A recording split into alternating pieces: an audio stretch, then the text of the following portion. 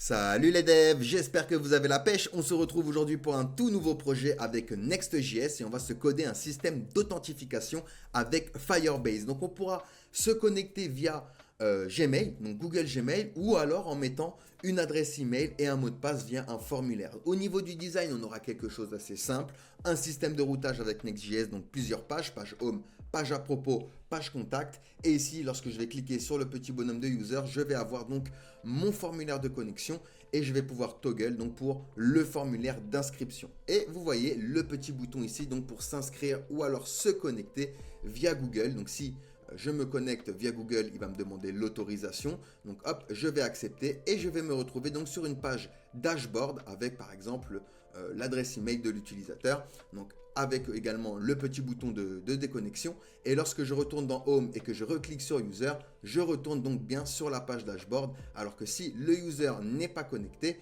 et que je clique ici, il me renverra automatiquement donc sur le formulaire. Donc c'est une manière également de sécuriser un petit peu la page dashboard. Donc si vous êtes prêts, et ben c'est parti pour ce projet. Avant de commencer, n'hésitez pas à vous abonner à la chaîne YouTube si vous voulez vous faire la main sur les langages et les outils du web. Nous proposons divers projets en HTML, CSS, JavaScript, React, Next.js, PHP, SQL et j'en passe. Donc il y a divers projets histoire de vous faire la main sur les langages et les outils du web. Nous proposons également un pass premium sur notre site laminutedecode.com qui vous donne accès à toutes nos formations premium alliant théorie, pratique et délivré d'apprentissage sur divers outils et langages du web.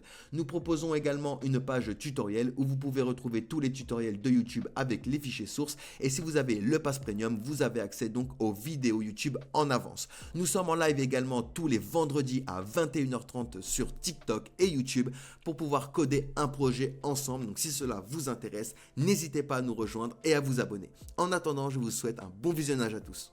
Donc c'est parti, première étape, on va initialiser un projet donc avec Next.js. Donc première étape, j'ai créé un dossier que j'ai appelé live sur mon bureau et que j'ai ouvert avec l'éditeur de code donc Visual Studio Code. Il est vide, il y a simplement donc l'image de Google, donc le logo de Google que je vais utiliser, que vous pouvez retrouver d'ailleurs en fichier source et on va donc initialiser le projet avec Next.js pour avoir notre setup. Donc soit je vais ici dans terminal, nouveau terminal, soit je fais un CTRL SHIFT U accent grave, donc le raccourci clavier pour ouvrir donc mon terminal et vous voyez ici je suis dans le dossier live qui est dans le desktop, donc dans l'ordinateur. Donc ici on va aller récupérer sur nextjs.org la petite commande npx create next app @lattest. Donc attention, il vous faut Node.js d'installer sur votre machine pour pouvoir faire fonctionner du coup les commandes npm. Donc normalement il est déjà installé de base avec tout ce qui est Windows 10 il me semble, mais il vous faut l'installer, d'accord. Il suffit d'aller sur le site de Node.js et vous pouvez le télécharger suivant la plateforme que vous utilisez. Ensuite ici donc on va faire un npx create next app @lattest et je vais rajouter à la fin le nom du dossier, donc je vais l'appeler ici par exemple hot app. J'appuie entrée, il va me poser quelques petites questions, notamment si on va vouloir utiliser TypeScript. Oui, on va utiliser TypeScript, ça va être une manière de sécuriser un peu plus notre application. Donc c'est du JavaScript typé. Oui, on va l'utiliser. Il nous demande si on veut utiliser ESLint. Pour ceux qui ne savent pas, ESLint est une extension qui va nous permettre de vérifier les erreurs de syntaxe directement lorsque l'on code. Ici, on va dire non. Il nous demande si on veut utiliser Tailwind CSS. Donc ça, c'est une petite force qu'il y a avec Next.js, c'est qu'on va pouvoir installer Tailwind CSS directement, comparé à React où il va y avoir quelques petites manipulations à faire. Donc ici, on va lui dire oui. Il va nous demander maintenant si on veut utiliser le source directory. Non, nous, on va utiliser le app directory. Ici, il nous demande si on veut utiliser le routeur, c'est même recommandé. On va lui dire oui. Et ici, donc, il va nous demander si on veut utiliser les default import alias. Non.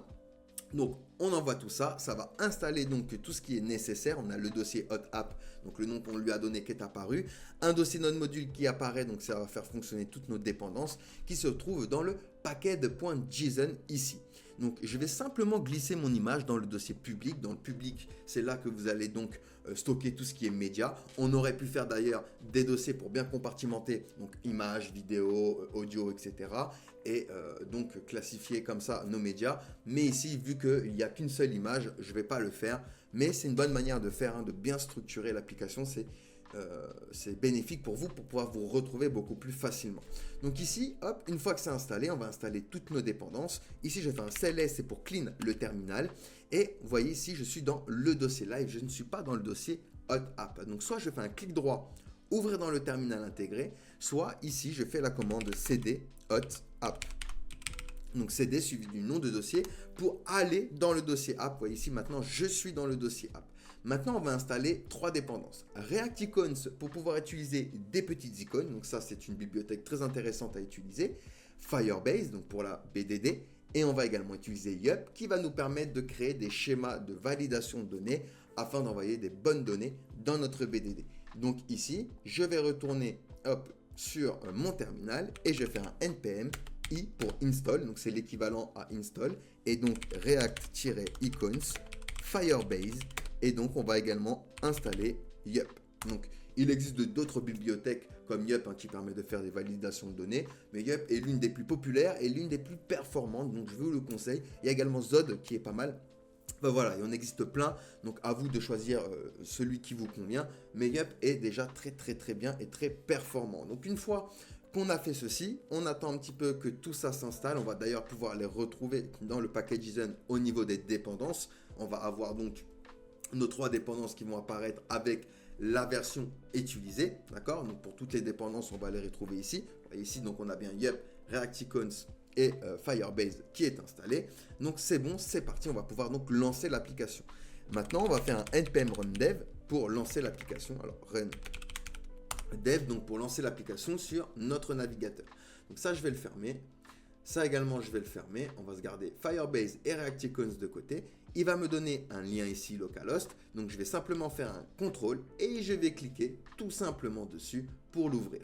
Il va ouvrir donc mon application sur mon navigateur et ce qu'on va voir va correspondre ici dans le dossier app à page.tsx. Donc, on va faire un petit peu de ménage. Ici, je vais tout effacer ce qu'il y a à l'intérieur. Hop, nickel. Hop, tout ce qu'il y a dans le main ici, hop, on va le sélectionner et on va l'effacer. Et on va donc mettre ce qu'on appelle les React Fragments en JSX pour pouvoir retourner plusieurs éléments HTML. Donc ici, on va se retourner simplement en H1 avec écrit Hello, par exemple. Et ici, donc, je vais avoir Hello qui va s'afficher. On a un petit background un peu dérangeant, donc je vais aller dans le global.css. Et au niveau de route, je vais effacer les 2 premières lignes, enfin 2 dernières, pardon, lignes qui est ici. Et hop, j'ai le background qui a disparu. Comme ça, hop, il ne nous dérange pas au niveau du repeat. Nickel. On a bien installé donc Next.js. On est bien donc dans notre application.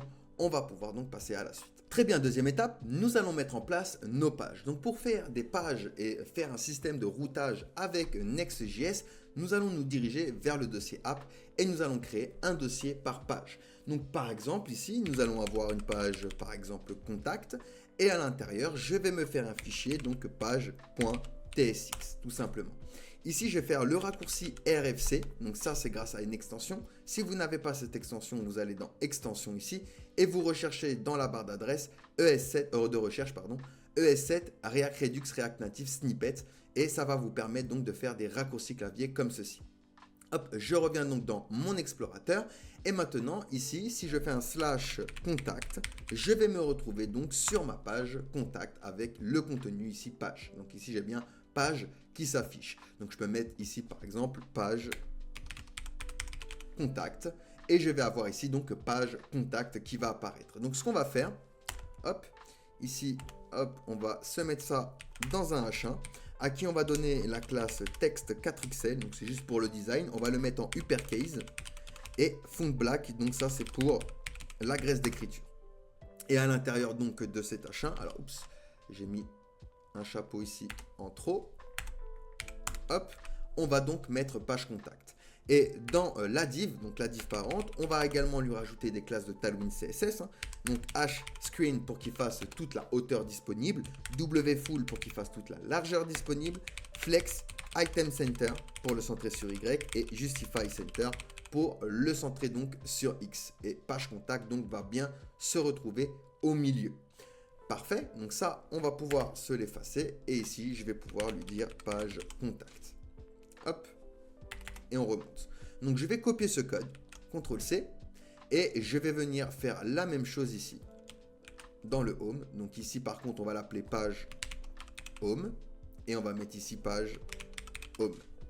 Donc maintenant, je suis bien dans page contact, et si je viens dans page home, je suis bien sur page home. OK. Ensuite, on va se créer une autre page. On va l'appeler par exemple About. On aura une page About.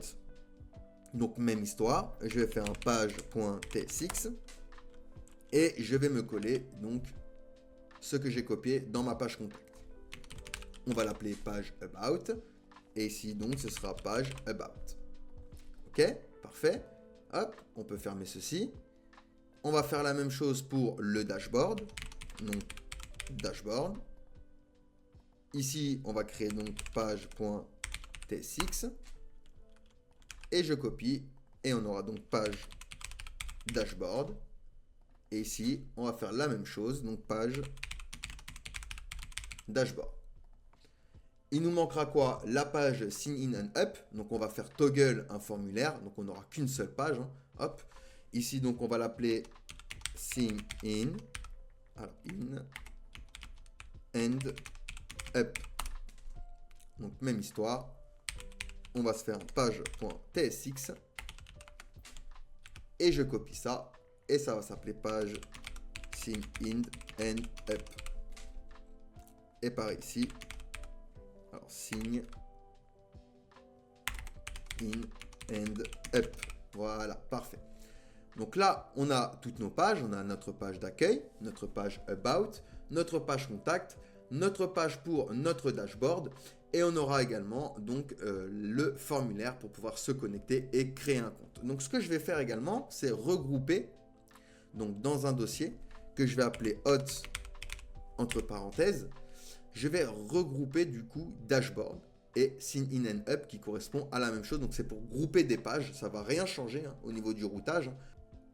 Troisième étape, rendez-vous donc sur Firebase. Sur Firebase, vous allez pouvoir donc créer un projet. Donc vous créez un compte, c'est gratuit avec votre compte Google ou une adresse mail et vous allez pouvoir donc ici ajouter un projet. Ici, vous l'appelez comme vous voulez. Ici, je vais l'appeler Hot App Next.js et je vais cliquer sur continuer. Il nous demande si on veut utiliser Google Analytics. Non, je vais le décocher et je vais donc créer mon projet. En attendant qu'il crée le projet, je retourne dans mon application, là où on a toutes nos pages, et donc je vais me créer dans App un dossier que je vais appeler DB. À l'intérieur donc, on va se faire un fichier que je vais appeler Firebase config. Et ici, ce sera du .js par contre. Hop, nickel. On se le met un peu de côté. Ici, on va pouvoir continuer. Il va ouvrir notre interface du coup pour notre projet. On va cliquer ici sur Web pour créer une application. Même histoire, on lui donne un nom. Ici, je vais l'appeler Hot App Next et j'enregistre l'application. Ensuite, il va nous demander d'installer Firebase dans notre terminal. Nous, c'est déjà fait. On l'a fait au début. D'accord? Le npm install Firebase. Et il va nous donner un code ici. Ce code-là, je vais le récupérer. Et je vais le coller tout simplement dans mon fichier Firebase.js. Ça, je vais effacer tout ce qui est commentaire. Hein. Hop, hop et hop. Et on va venir importer ici getHot pour l'authentification. Donc from. Et ça vient de Firebase/hot. Hop, nickel. Une fois qu'on a fait ceci, je me dirige en bas et je vais exporter la variable app ici.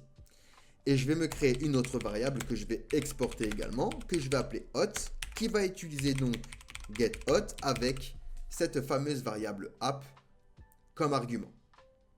Une fois que j'ai fait ceci, je vais pouvoir connecter mon application, du coup, à mon application ici Firebase. Une fois que ceci est fait, donc je vais accéder à la console et je vais ici dans Créer. Je vais aller dans Authentification. Et on va pouvoir ici cliquer sur Commencer.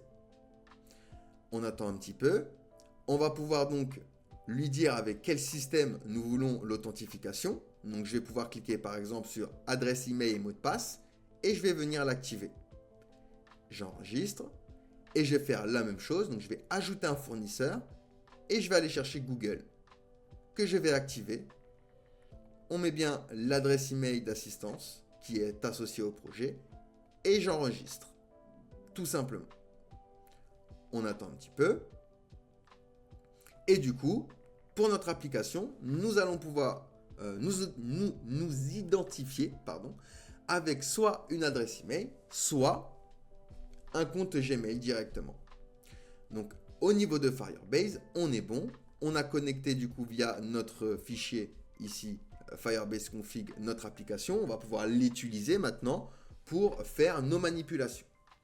Donc première chose, je vais venir ici me créer un autre dossier. Et pour éviter tout ce qui est répétition, et bien ici, je vais l'appeler hook. Je vais donc me créer un hook personnalisé pour pouvoir communiquer avec ma BDD, mon application, et pouvoir permettre l'authentification. Mais avant, on va vouloir gérer quand même le système de navigation. Donc on va venir se créer, hop, un dossier que je vais appeler component. Dans component, on va se faire donc une navigation, donc nav.tsx ici pour créer un composant de navigation. Ici, je vais faire un RFC et je vais venir tout simplement me l'importer dans le layout.tsx qui correspond à un fichier qui va nous permettre de structurer tout simplement notre page et nos pages d'enfants. On peut créer même à l'intérieur de nos dossiers pages des layouts imbriqués. Mais ça, on ne va pas le voir aujourd'hui. Mais sachez qu'on peut faire des layouts personnalisés. Donc ici, si j'importe nav dans le layout, il va apparaître sur toutes mes pages. Ici, on y va. On va import donc nav. Et je vais venir me l'afficher ici, juste avant le children, qui correspond donc aux pages. Hop. Et donc, à chaque fois, je vais avoir nav qui va apparaître ici, quelle que soit la page, vu que c'est dans le layout. Donc, c'est une manière, vous voyez, de structurer notre page. Ici, maintenant, au niveau de nav, on va venir s'importer des petites icônes. Donc, on va prendre une icône home. On va prendre, par exemple, celle-ci. Donc, hop, je copie et je le colle ici, tout simplement. On va également prendre une icône mail. Donc on va prendre celle-ci. Alors vu qu'ils viennent de la même bibliothèque, je peux les coller ici. Vous voyez, à la fin on a le /io, donc ils viennent de la même bibliothèque. On peut les mettre sur la même ligne. Et donc on va prendre team. Alors, je ne sais pas s'ils ont une icône de team. Ici, on va prendre celle-ci. Hop, nickel. On va prendre également user. Donc on va prendre celle-ci, cette icône que l'on va coller ici. Ok, parfait. On retourne dans notre application. On va importer également l'élément link pour pouvoir créer donc des liens vers nos pages. Donc from, et ça vient de next slash, alors pas image, pardon, mais link. Hop, nickel. On va également importer use router. Pareil, hein, c'est pour la navigation. Donc from next slash navigation. Et on va prendre également donc import. Alors on aurait pu le mettre également ici vu qu'ils viennent de navigation également. C'est use passname qui va nous permettre de récupérer en fait le lien actif, donc la page active, pour pouvoir, vous voyez, là j'ai fermé l'application, c'est dommage, mais pour avoir en fait le lien actif en rouge. On va le mettre d'une autre couleur et on va indiquer à l'utilisateur sur quelle page il se trouve en mettant donc le lien d'une couleur différente tout simplement. Donc une fois qu'on a fait ceci, on va pouvoir commencer à coder notre navigation. Donc ici, on va se faire un const router est égal à use router. Hop, nickel. On va descendre un peu plus bas, voilà. Et on va faire la même chose donc pour passname. Donc est égal à use passname. Hop, et on exécute. Ensuite, on va se faire un tableau d'objets pour le menu. Donc menu nav est égal donc, à un tableau d'objets dans lequel il y aura un nom, donc home. On aura une icône. Donc pour la première icône, on va aller chercher home. Et on va le mettre ici dans notre objet. Ça, on va le fermer pour bien voir ce qu'on fait. Nickel. Et il aura un chemin. Donc passe. Le chemin de home, généralement, donc c'est le slash. Hop. Pour la racine. Et ici donc, je vais mettre également une petite virgule. Alors là, c'est 2 points. Hop. Et je vais dupliquer pour en avoir plusieurs. Donc, on aura about et contact. Et de la même manière, je vais récupérer les petites icônes. Donc, team pour about et mail pour contact. Et ici également, on met bien le bon chemin. About et là, contact. OK. Ensuite, nous allons donc... Hop, on va faire un use client ici pour le rendu. Hein. Donc, vous voyez là, il nous a mis une erreur. C'est parce qu'on n'a pas utilisé le use client, parce qu'on a utilisé donc le routeur de Next. Donc, on est obligé d'utiliser use client pour dire que c'est un rendu client. Comme ça, on a bien notre rendu client.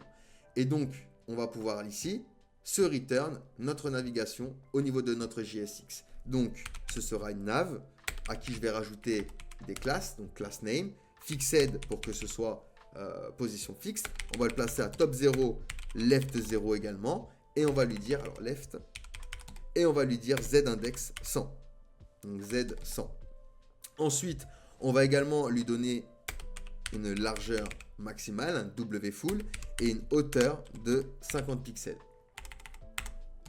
Donc on lui donne une hauteur personnalisée de 50 pixels avec un petit shadow MD et on va lui donner un BG white et du padding de niveau 3. À l'intérieur, on va se mettre donc un UL qui aura la classe W full, H full, donc il va prendre toute la largeur et la hauteur disponible. On utilise flex, justify between pour qu'il cale les éléments au bord et qui donne de l'espace entre chaque élément, et item center pour le centrer sur Y.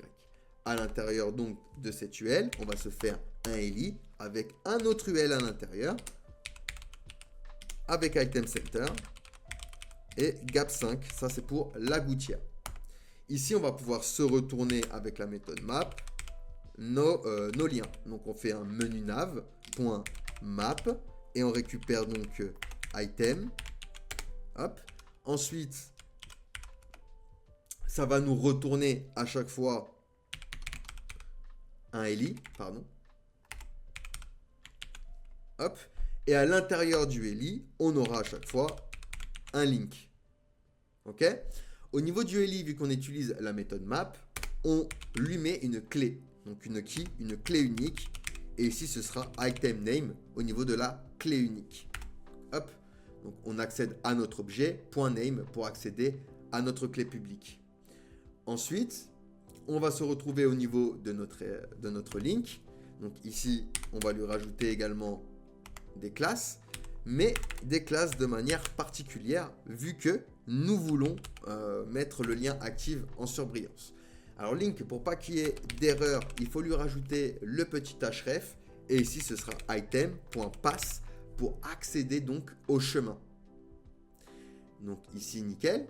Et au niveau de nos classes, on va lui donner flex, item center, gap 2, texte, on va lui donner 14 pixels au niveau de la font size, et on va lui dire donc entre $ et on ouvre nos accolades que si passName est strictement égal à item.pass, donc on va lui poser la question.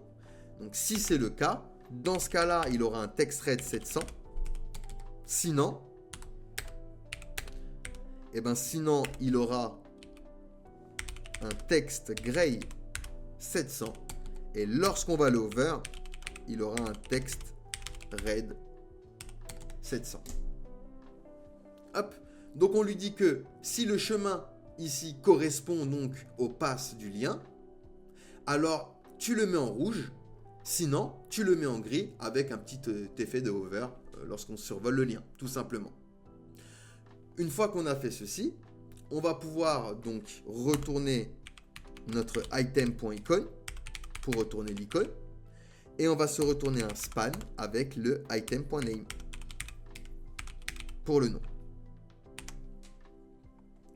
Hop. Et ici, je vais bien avoir home, about, contact. Et le home, vous voyez, est en rouge. Si j'appuie sur about devient en rouge puisque je suis sur la page about. Donc on a respecté notre ternaire ici. Parfait, nickel. Une fois qu'on a fait ceci, eh ben, on va sortir donc de notre link. On va sortir également de notre UL, donc de notre première liste. On sort également de cette LI et on va se mettre un nouvel LI. Et il nous faut le bouton. Donc ici, j'ai fait un button. À l'intérieur, on va se mettre une div avec un BG Gray 200. On va lui dire également over BG Gray 300. Text Gray 700. On va également lui donner un curseur pointeur. Hop. Un padding de niveau 2. Rounded full pour faire un cercle parfait. Flex pour utiliser Flexbox. Item Center. Et Justify Center. Et à l'intérieur donc, on va rentrer notre icône de user pour accéder donc au dashboard. Donc ici, hop, je mets mon FiUser. Maintenant, on va lui donner à ce bouton un onClick. Et on va lui donner une fonction que l'on va appeler handleClick. Lorsque je vais cliquer sur ce bouton, je vais lancer une fonction qui s'appelle handleClick. Cette fonction, on va la créer juste ici. Const handleClick est égal donc à une fonction fléchée qui va simplement prendre router.push et qui va renvoyer donc l'utilisateur sur la page donc sign in and up, donc pour le formulaire, pour pouvoir se connecter. Et on verra plus tard comment on peut lui dire que si l'utilisateur est connecté, par contre, tu le renvoies vers le dashboard. Donc ici maintenant, si je clique ici, je vais me retrouver sur ma page sign in and up grâce à mon routeur. Ok ? Nous allons donc créer un hook personnalisé pour pouvoir gérer l'authentification. Donc, on va créer ici un fichier que l'on va appeler par exemple use client hot. Donc, .tsx. Hop, parfait. Et ici, donc, on va mettre toute notre logique pour l'authentification. Donc, on va importer déjà tout ce qu'on a besoin. On va avoir besoin de useStates. On va avoir besoin également de useEffect pour gérer les effets de bord. Donc, ça vient donc de React, de la bibliothèque de React. On va import également donc, la méthode create user with email and password et sign in with email and password. Donc ça, ce sont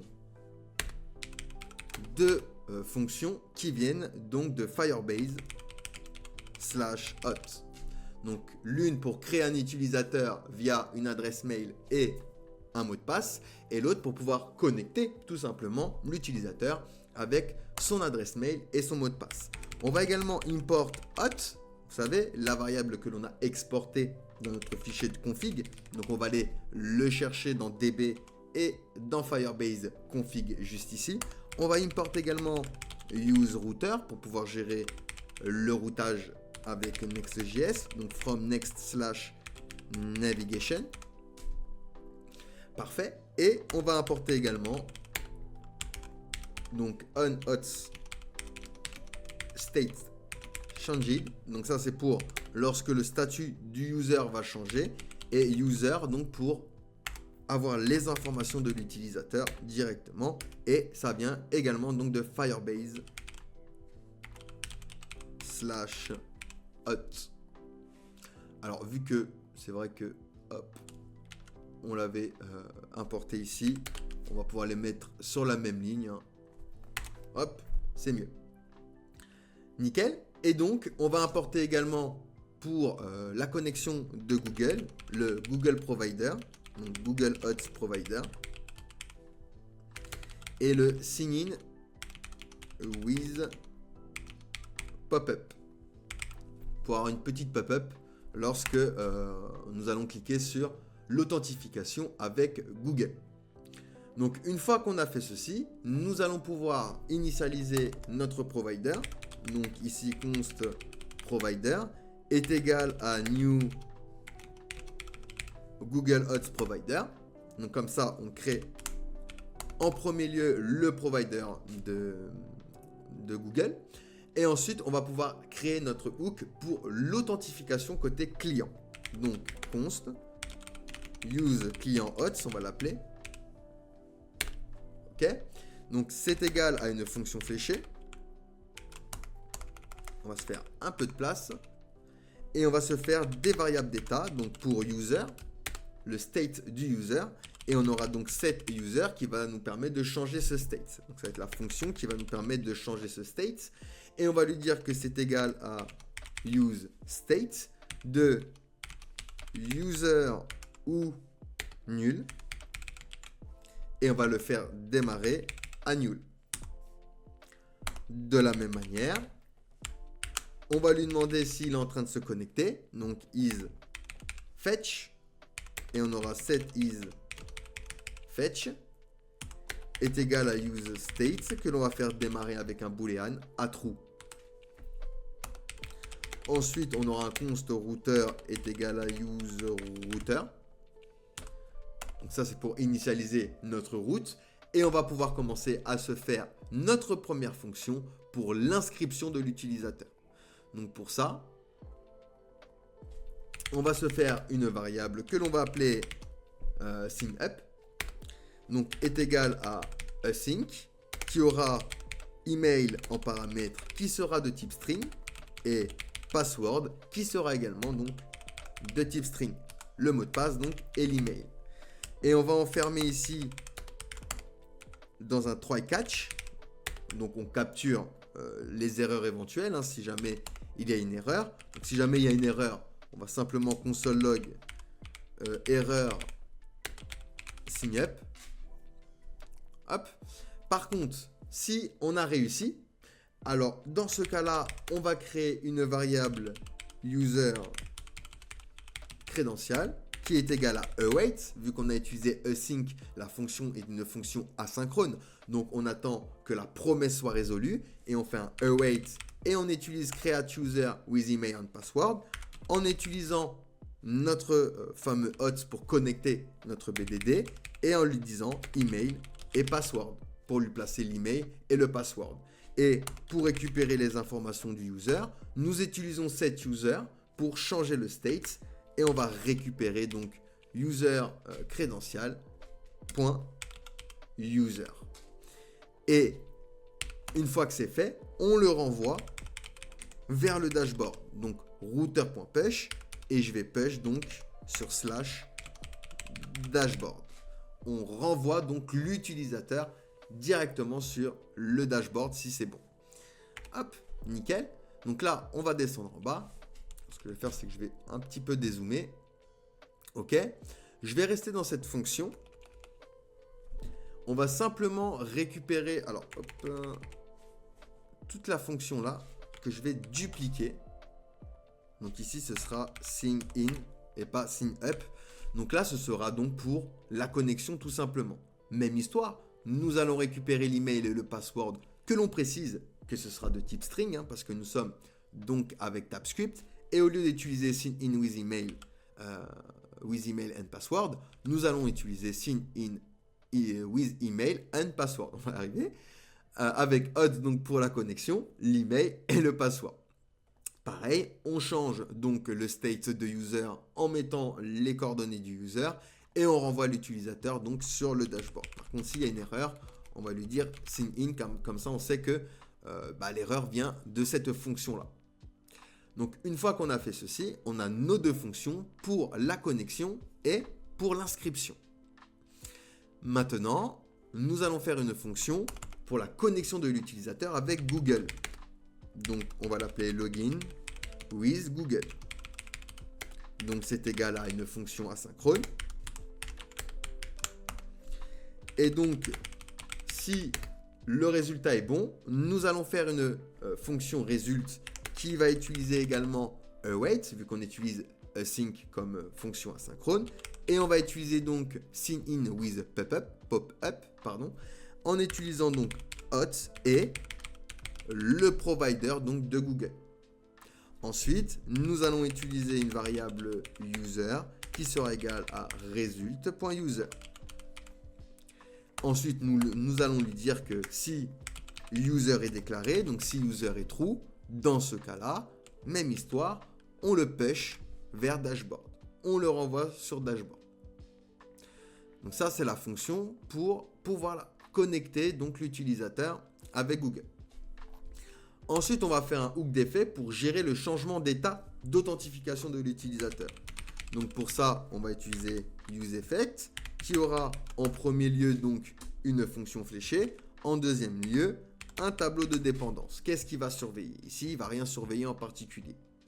Par contre, on va faire une variable qu'on va appeler unsubscribe est égale donc à notre variable onHostStateChanged à qui on va lui donner donc hots pour la connexion et une fonction qui aura user de type user ou null en paramètre.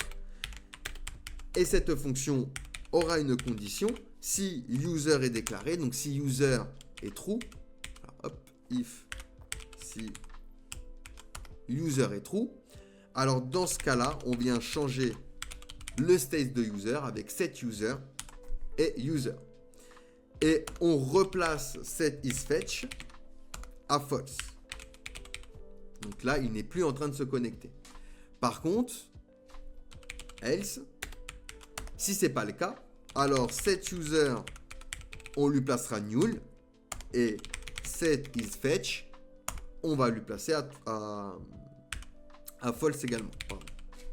Hop. Et ensuite, on va pouvoir se désabonner. Donc, on vient ici et on va pouvoir faire un désabonnement de l'auditeur d'état d'authentification. Donc ici, tout simplement, on return une fonction qui va renvoyer unscribe, comme ceci, et qui va l'exécuter. Une fois qu'on a fait ceci, nous allons créer donc également une fonction pour rédiger l'utilisateur s'il est auto-identifié. Ça veut dire que s'il est déjà connecté, au lieu de le renvoyer sur la page sign in lorsqu'il va cliquer ici, on veut le renvoyer directement sur le dashboard. Donc on va l'appeler redirect if authenticated. Hop. Et on va lui dire donc if si user est true. Dans ce cas-là, bah pareil, hein, tu push sur dashboard. Donc on fait un router.push et on renvoie donc sur le dashboard. Une fois qu'on a fait ça, on va pouvoir retourner nos fonctions de notre hook et les utiliser. Donc ici, je vais faire simplement un return et je vais venir return user isFetch sign in sign up la fonction redirect if authenticated et login with Google. Hop, je viens retourner donc mes fonctions et mes deux états, mes deux states, donc de user et de isFetch. Donc on avait créé, hop, je rappelle, hein, on remonte ici. Donc une fois qu'on a fait ceci, on va pouvoir export useClientHot. Donc maintenant, export default useClientHot. Oups, j'ai fait une petite faute ici. Hop, et hop, nickel. Et là, du coup, on a un hook personnalisé. On a un hook personnalisé que l'on va pouvoir utiliser dans notre formulaire et ailleurs, dans d'autres composants si nécessaire, ou à l'intérieur. Donc, nous avons créé deux variables d'état et nous avons apporté le routeur et nous avons créé donc des fonctions que l'on va pouvoir distribuer directement dans notre composant. Donc, une fonction pour l'inscription, pour la connexion de Google. Ensuite, on gère le changement d'état de l'utilisateur et une fonction pour rediriger l'utilisateur vers le dashboard si jamais il est déjà auto-identifié. Et on return donc nos fonctions et nos states. Très bien, maintenant on va pouvoir s'occuper de notre page sign in onUp. Donc c'est parti, première chose, on va utiliser useClient puisqu'on va faire du rendu côté client.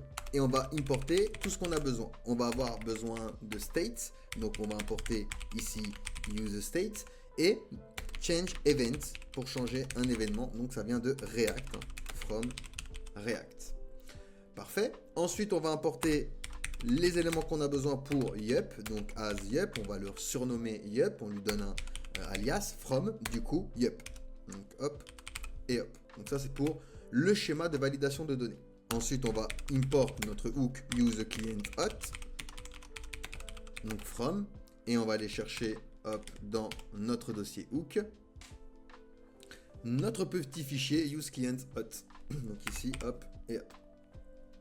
Parfait, on va importer également le composant image pour gérer les images de manière performante avec Next.js, donc from next image, et du coup le logo de Google, donc Google logo, pour faire le petit bouton, donc from, et on va aller chercher ça dans public, hop, logo google.webp.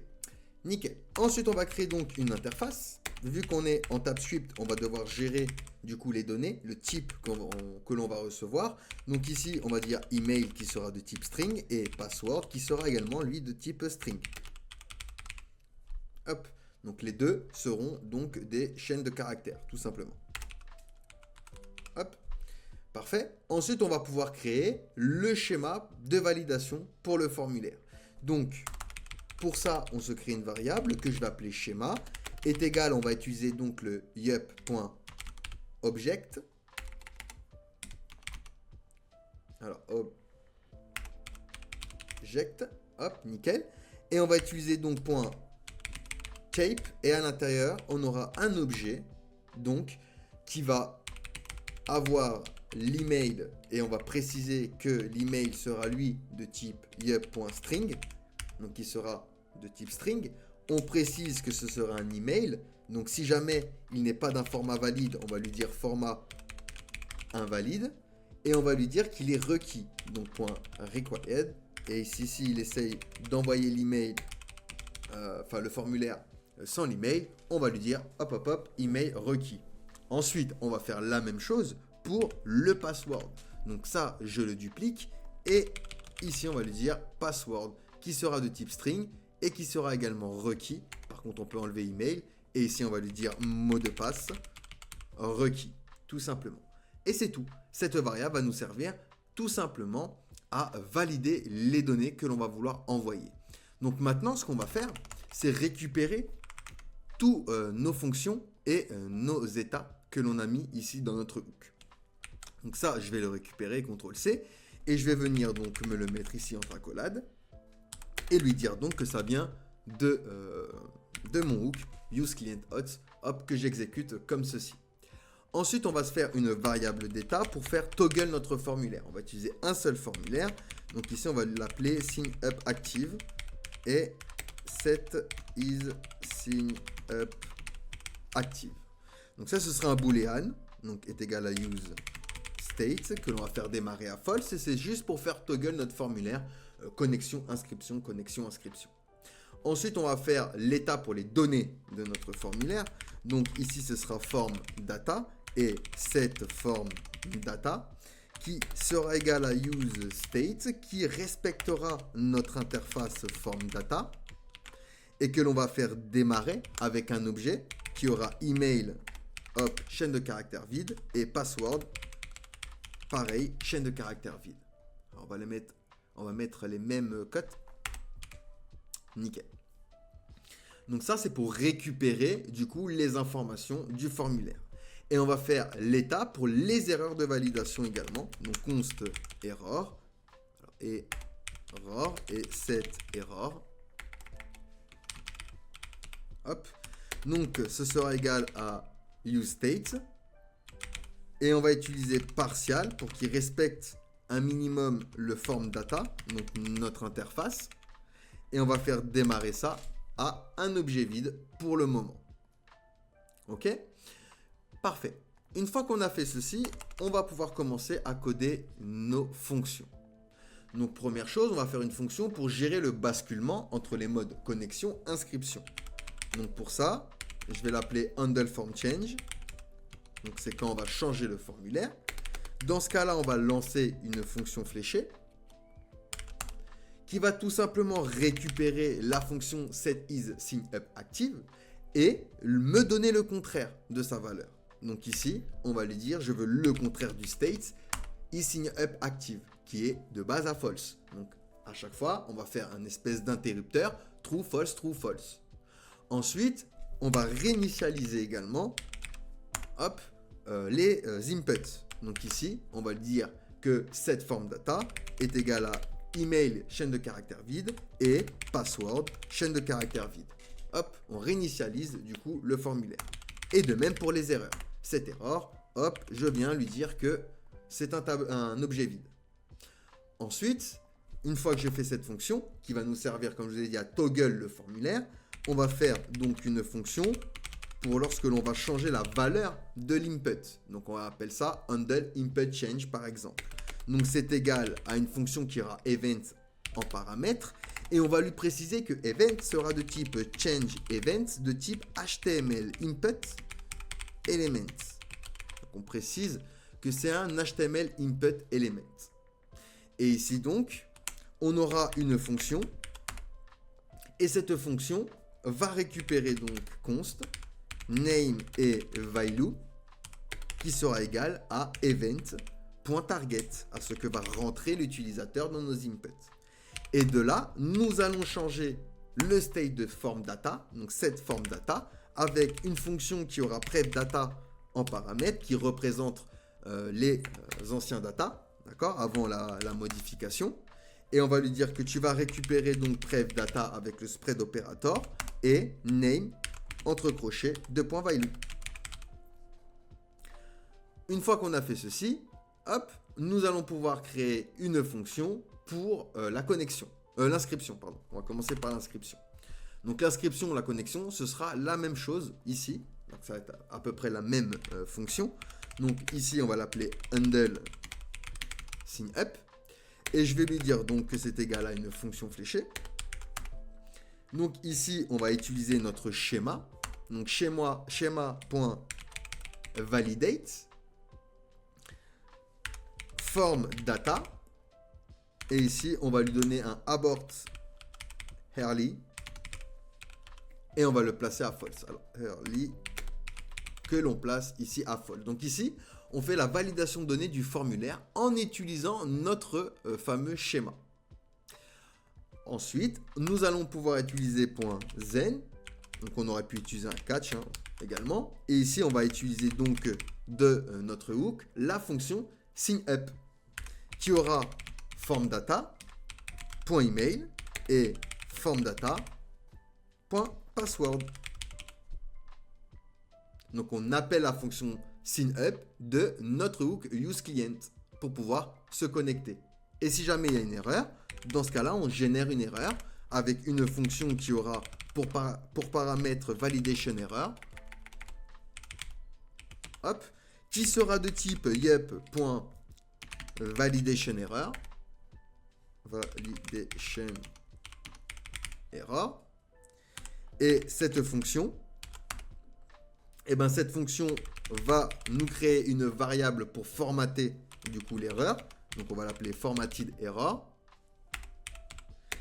qui sera de type partial et qui va respecter form data.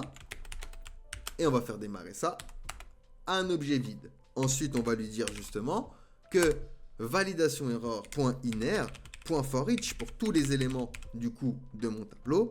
Dans ce cas-là, je renvoie error avec notre fameuse fonction variable formatted error. Hop. À qui on va placer donc entre crochets error.pass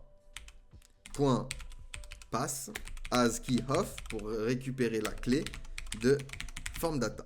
Et on va lui dire que c'est égal donc à error.message. Alors juste ici. Hop. Et ici. Hop, nickel. Donc ça, c'est le paramètre, c'est notre fonction qui va nous formater notre erreur. Et on va pouvoir changer du coup le state de cette erreur avec formatted error, donc notre variable. De la même manière, donc je vais récupérer toute ma fonction ici et je vais la dupliquer. Je vais l'appeler SynIn. Et à la place d'utiliser notre fonction SynUp, nous allons utiliser donc tout simplement notre fonction SynIn. Ensuite, si l'état de la récupération est vrai, donc si l'utilisateur est bon, et ben on va renvoyer par exemple un loader ou un composant qui lui dit chargement en cours par exemple. Donc par exemple if si isFetch est true, alors dans ce cas-là tu vas return un H2 avec en cours de connexion. Ok, nickel. On va pouvoir maintenant return notre formulaire. Mais avant, on va également lancer notre fonction redirect if authenticated pour que si l'utilisateur est connecté et qu'il appuie ici, il est renvoyé vers donc le dashboard. Ici, ce qu'on va faire, c'est qu'on va effacer le H1. On va mettre section à la place de la div. Et ici, on va lui mettre un flex call pour un flex direction column et lui donner une gap donc de la gouttière de 2. À l'intérieur, donc, on va se faire un formulaire à qui on va lui donner la classe flex, flex call donc pour flex direction column, gap 2 pour la gouttière, bg slate 50 pour le background, padding de niveau 5. On va arrondir les angles avec rounded MD et lui donner un petit shadow, donc shadow MD également. Action, on peut l'effacer ici, on ne va pas en avoir besoin. Donc ici, je clique ici et je suis bien sur Sign in and up. Pourquoi? Parce que je ne suis pas connecté. Donc il nous a bien renvoyé ici sur notre formulaire de connexion. Donc comme ça, on peut voir ce qu'on fait. Et ici, on a bien, vous voyez, on ne le voit pas très bien parce qu'il est blanc sur blanc, mais on a notre petite ombre portée ici. Donc déjà, on va toggle le H1. Donc par rapport à notre fameuse variable d'état, d'accord, is sign up active. Donc et on va lui dire que is sign up active. Donc est-ce qu'il est true? Si c'est le cas, hop, tu me renvoies quelque chose. Sinon, hop, tu me renvoies autre chose. Ok? Donc ici, on va renvoyer à chaque fois un H1 avec text center, avec text gray 900. On agrandit la taille avec texte 4XL, MB3 pour le margin bottom et font bold pour la graisse d'écriture. Donc ici, on aura connexion dans le premier H1 et dans le deuxième, plutôt, et dans le premier. Hop, dans le premier, on aura là par contre inscription.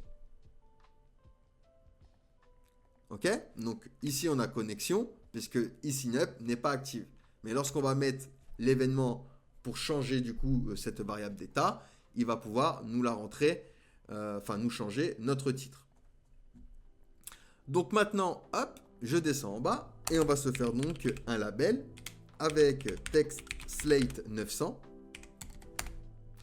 Ici, on va lui préciser que c'est pour l'email à l'intérieur de l'encre du label. Le HTML4, bon, on n'est pas obligé de le mettre, mais on va le mettre quand même. Hein. Hop. Ensuite, on va se faire un input, du coup, qui aura l'ID pareil email. Hein. C'est pour le lier du coup à notre label. On peut descendre.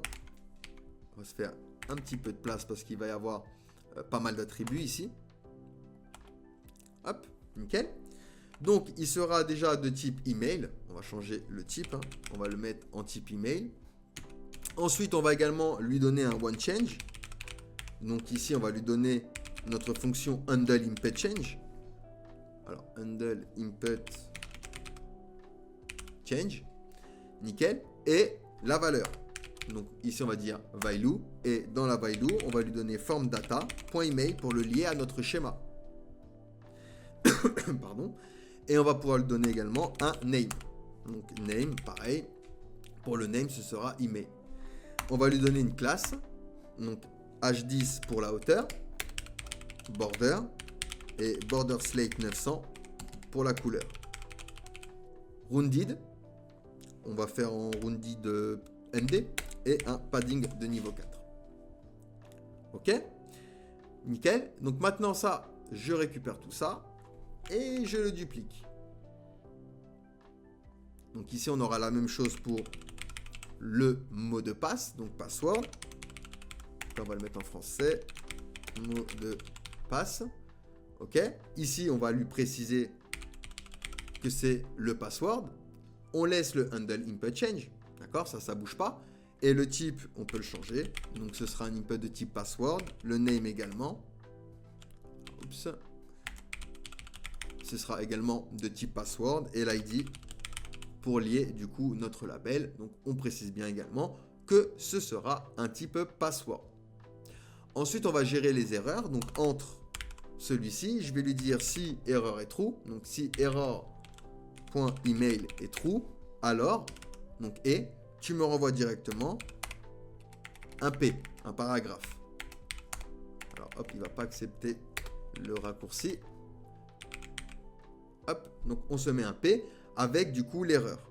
Donc ici, ce sera error.email.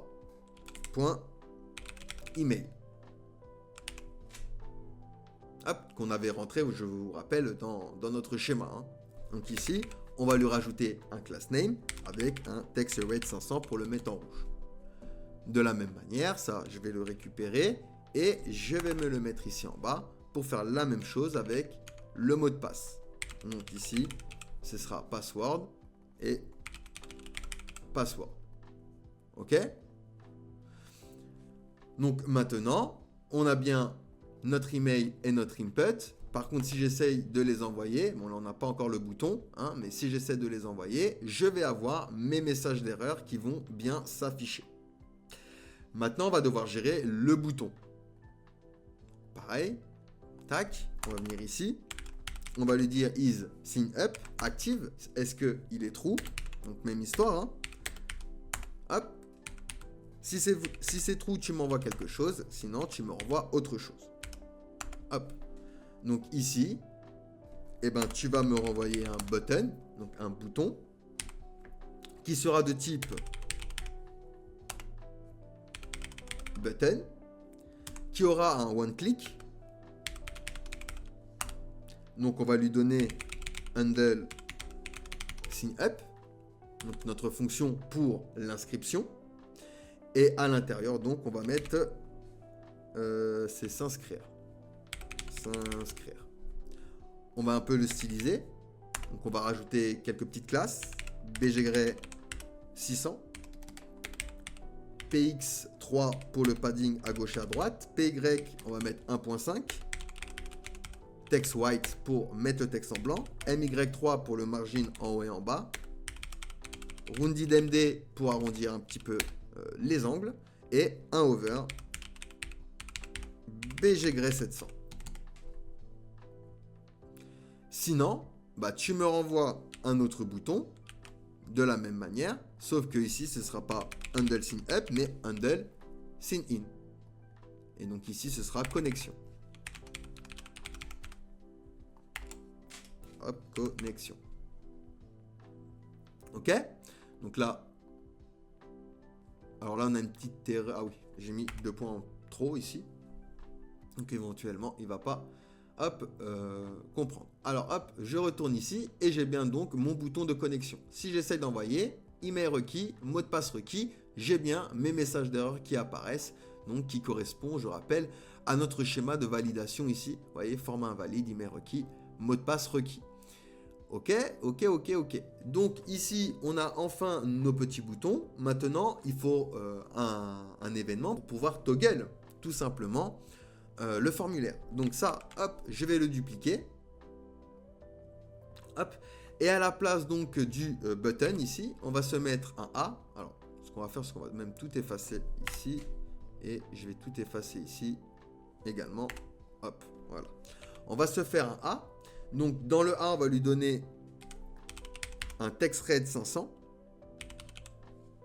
Alors, TextRed 500. Et lorsqu'on va le over, on va faire un TextRed 900.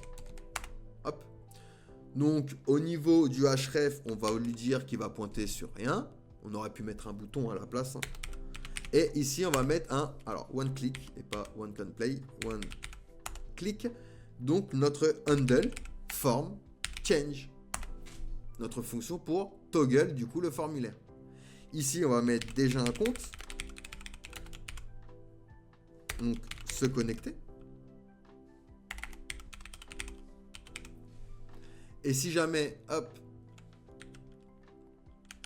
on est dans l'autre, on va lui dire ici, pas de compte, créer un compte. Hop, nickel. Et lui, il a donc la fonction handle form change. Donc si je clique ici, hop, je vais bien toggle, vous voyez, le formulaire. Hop, hop, nickel, parfait. Il nous manque quoi? Il nous manque donc notre petit bouton pour se connecter via Google. Parce que ici, donc maintenant, si je retourne dans mon application, on va aller dans utilisateur ici. Je vais me retrouver dans inscription, donc je vais rentrer ici une adresse mail fictive. Donc par exemple, et ici on va rentrer un mot de passe fictif. Ok, nickel. Donc on s'inscrit, on va cliquer sur le bouton. On est bien sur la page dashboard et ici, au niveau des utilisateurs, je vais bien récupérer l'utilisateur que je viens de créer. Donc maintenant, je vais pouvoir me connecter via mon formulaire de connexion également, vu que je viens de m'inscrire. Mais j'aimerais également, donc du coup, sur la page dashboard, ce qu'on va faire, c'est qu'on va se mettre en place la déconnexion également. Donc on va s'occuper du dashboard, use client. On va import ici sign out. Donc ça vient de Firebase hot /hot. Parfait. On va également importer use router. Donc ça c'est from next /navigation. Ok. On va import également use effect. Donc on va gérer les effets de bord. Donc avec React, on va import également notre variable hot de notre fichier de configuration de Firebase. Hein. Donc on va aller chercher dans DB, hop, le fichier Firebase config. Et on va import également notre hook use client hot, donc de notre fichier hook. Donc dans la page dashboard, ce qu'on va vouloir faire, c'est récupérer l'utilisateur, le nom de l'utilisateur. Donc const user. Et on va également récupérer redirect authenticated si jamais on essaie de rentrer sur cette page via l'URL. Donc ici, ce sera égal à notre hook use client. Et ici, on va utiliser un use effect. Donc je rappelle, premier lieu, une fonction. En deuxième, un tableau de dépendance qui lui va surveiller user. Dans le use effect, on va simplement donc lancer notre fonction de redirection. Et donc, on va se créer le routeur. Donc, const router est égal à use router. OK. Et on va pouvoir se créer donc une petite fonction pour la déconnexion. Lorsque on va cliquer avec la fonction handle sign out. Dans ce cas-là, on balance un sign out avec hot. Hop, donc on se déconnecte. Ensuite, on va faire un point zen. Par exemple, on va venir console log déconnexion. Et on va gérer les erreurs également. Hein. Donc point catch, si jamais il y a une erreur, on renvoie une fonction avec error qui va renvoyer du coup notre erreur. Console error. Hop. Et on renvoie l'utilisateur vers la page d'accueil. Donc router.push, je renvoie donc l'utilisateur vers la page d'accueil une fois qu'il a appuyé sur déconnexion. Donc maintenant, hop, ici, ce que je vais faire, on va s'effacer tout ça. On va laisser des React fragments comme ceci. Ici, on va lui dire tout simplement que si user est true, donc s'il est connecté, alors dans ce cas-là, alors même, on va faire même non, on va faire un et. Donc s'il est true, dans ce cas-là, on va renvoyer une div avec hscreen pour qu'il prenne toute la hauteur disponible. OK. On va lui donner un wfull également pour la largeur, Flex, Item Center, Justify Center et Flex Call pour le Flex Direction. À l'intérieur donc de notre div, on va se placer notre H1. On va afficher également le mail, votre email. Donc ici, hop, on va faire un user point d'interrogation point email. Hop, donc on va afficher l'email de l'utilisateur sur la page du dashboard. OK. Donc là, on a bien envoyé mdc@gmail.com. OK. Et il nous faut donc notre bouton de déconnexion. Donc button.block.bgslate900.px3 pour le padding à gauche et à droite. Pour le padding en haut et en bas, on va mettre 1,5. Text white pour la couleur. MY3 pour le margin en haut et en bas. RootedMD pour arrondir les angles. Et over, on va mettre un BG Blue 700. Hop. Et donc, on aura la déconnexion ici. Donc, par contre, ce bouton, on va lui rajouter un one-click. Et dans notre one-click, donc, on aura notre fonction handle sign out pour se déconnecter. Donc ici, hop, j'ai bien mon bouton de déconnexion. Avant de me déconnecter, tiens, je vais retourner dans Home. Je vais ici cliquer sur User et vous voyez, je ne vais pas sur la page Sign In. Vu qu'il a reconnu que j'étais identifié, il me renvoie sur ma page dashboard. Et si j'appuie sur déconnexion, on me renvoie bien sur la page Home. Et si je reclique, par contre, je suis bien déconnecté et je retourne bien sur mon formulaire ici. Ok, nickel. Il nous manque plus que l'authentification via Google. Donc pour ça, je vais retourner dans mon formulaire. Juste après ma balise forme, on va mettre un button. À l'intérieur, on va lui mettre pas mal de choses, mais on va lui donner déjà un BG Gray 200. Over BG Gray, on va mettre 300. RoundedMD pour arrondir les angles. Text Gray 800 pour la couleur du texte. Padding de niveau 2. Flex. Item Center et Gap 2 pour la gouttière. Donc on aura un premier span. On va lui dire ici is sign up active. Donc on va lui poser encore la question. Si c'est le cas, c'est inscription via Google Gmail. Hop. Sinon, sinon, hop, ce sera connexion. Donc ça, on le récupère. Et ici, ce sera plutôt connexion via Google Gmail. Donc maintenant, on va afficher notre image. Donc ici, la balise image va devoir avoir une width, c'est obligatoire, une height. Donc on lui met 30 pixels, un alt, donc un texte alternative, logo Google, et donc ici, une source. Et pour la source, ce sera notre logo de Google, donc Google logo.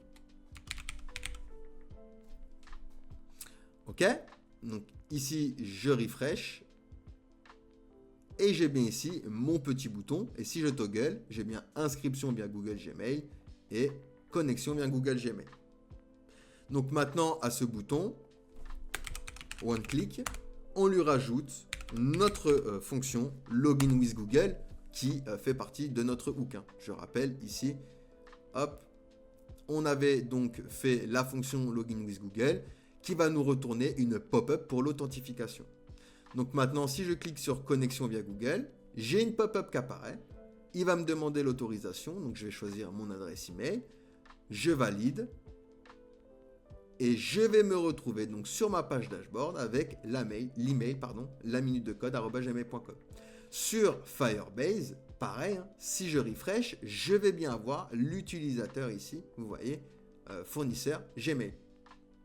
Donc voilà pour ce petit projet. J'espère que le contenu vous a plu. N'hésitez pas à me donner votre avis en commentaire. N'hésitez pas à vous abonner pour être au courant des dernières sorties de vidéos. N'hésitez pas à nous rejoindre sur TikTok. Nous sommes en live tous les vendredis à 21h30. C'était tout pour moi. Je vous dis ciao ciao, à la prochaine et surtout prenez soin de vous.